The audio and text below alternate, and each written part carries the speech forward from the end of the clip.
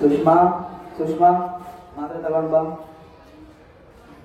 ಒಂದು ನಿಮಿಷ ತಂದೆ. ಚೈತ್ರ ಚೈತ್ರ ರಮ್ಮ ಇಲ್ಲ ಹೊರಗಡೆ. Good morning sir. Good morning. ಯಾಕೆ ಮೊದಲೆಲ್ಲ ನಿನ್ನ ಶಾಲೆಗೆ ಬರ್ತಾ ಇಲ್ವಲ್ಲ? ಗೊತ್ತಿಲ್ಲ ಸರ್, ನಮ್ಮ ಅಮ್ಮ ಕಳಿಸ್ತಾ ಇಲ್ಲ. ಅಮ್ಮನ ಹೋಗು. ಅಮ್ಮ ನಮಸ್ಕಾರ ಮೇಸ್ಟ್ರೆ. ನಮಸ್ಕಾರ. ಯಾಕೆ ನಿಮ್ಮ ಮಗಳನ್ನ ಮೂರನೇ ಶಾಲೆಗೆ ಕಳಿಸ್ತಲ್ಲ? ನಮ್ಗೆ- ಓಡೋಡಿಗೆ ಅವಳು. ನಮ್ಗೆ ತುಂಬಾ ಬಡತನ, ಒಂದು ಊಟಕ್ಕೂ ಗತಿ ಇಲ್ಲದವರು. ನಮ್ಮ ಮನೆಯವ್ರು ನೋಡಿ ಬೇರೆ ಕಾಯಿಲೆಯಿಂದ ಕಷ್ಟಪಟ್ಟಿದ್ದಾರೆ. ಅಷ್ಟೇ ನನ್ನ ಮಗಳನ್ನ ನಾನು ಓದಕ್ಕೆ ಕಳಿಸ್ತಿಲ್ಲ, ಕೆಲಸ ಕಳಿಸ್ತಿದ್ದೀನಿ ಬೇರೆಯವ್ರ ಮನೆಗೆ. ಸಮಾಜನೇ ಇಷ್ಟ ಆಯ್ತು. ಇಷ್ಟೇ ಕಾರಣಕ್ಕಂದ್ರೂ ಇವ್ರು ಬದಲಾಗೋದಿಲ್ಲ.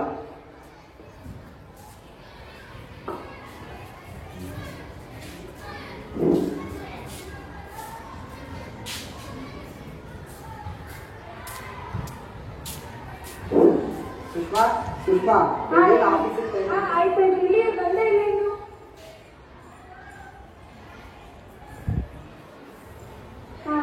ನಮ್ದು ತುಂಬಾ ಬಿಸಿ ಪರ್ಸನ್. ನಾವು ನಮ್ಮ ಮಗು ನೋಡ್ಕೊಳ್ಳೋಕೆ ಕೈಗೆ ಇಲ್ಲ. ಹಾಗಾಗಿ ನೀವು ನಮ್ಮ ಮಗು ನಿಮ್ಮ ಮಗು ತರ ಚೆನ್ನಾಗಿ ನೋಡ್ಕೋಬೇಕು. ನಾನು ನಿನ್ನ ನಂಬಿ ಬಿಟ್ಬಿಟ್ಟು ಹೋಗ್ತಿದ್ದೀನಿ. ಆಯಿತು, ನೀವು ಟೆನ್ಷನ್ ತಗೋಬೇಡಿ, ಹೋಗಿ ಬನ್ನಿ, ನಾನು ಚೆನ್ನಾಗಿ ನೋಡ್ಕೊತೀನಿ. ಸರಿ, ಬಾಯ್ ಪುಟ್ಟ.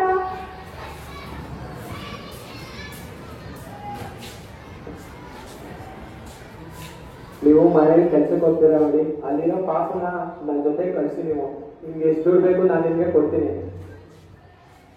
ಆಯಿತು, ನಾನು ಕಳಿಸ್ಕೊಡ್ತೀನಿ. ನೀವು ಅವ್ರಿಗೆ ಹೇಳೋಕ್ಕಿಂತ ಮುಂಚೆ ಮನೆಗೆ ಕಳಿಸ್ಬೇಕು, ಇಲ್ಲಾಂದ್ರೆ ನನಗೆ ಪ್ರಾಬ್ಲಮ್ ಆಗ್ಬೋದು. ಆಯ್ತು ಸರಿ, ಕರ್ಕೊಂಡು ಕೊಡ್ತೀನಿ. ಬಾರಮ್ಮ, ತಗೊಂಡು ಹೋಗ್ಬಿಟ್ಟು ಭಿಕ್ಷೆ ಬೇಕಪ್ಪ.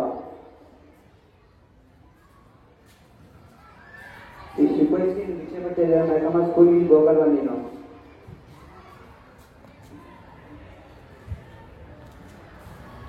ಏನಮ್ಮ ಶ್ರೀಮಂತರು ಮನೆ ಹುಡುಗಿ ಥರ ಕಾಣಿಸ್ತಿದೆ, ಎಷ್ಟು ಕೊಡೋದು ಭಿಕ್ಷೆ ಬೇಡ್ತಿದೆಯಲ್ವಾ?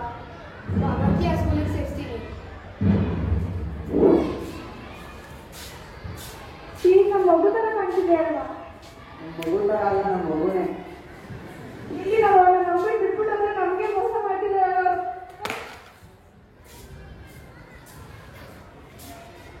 ಏನಮ್ಮ ನೀನು ನಮ್ಮ ಮಗುನ ಚೆನ್ನಾಗಿ ನೋಡ್ಕೊತೀನಿ ಅಂದ್ಬಿಟ್ಟು ಎಲ್ಲಿ ಕಳಿಸಿದ್ಯಾ ನಮ್ಮ ಮಗುನ? ಇಲ್ಲ ಮಲ್ಗವ್ರೆ, ಇದು ಏನು ಸರಿ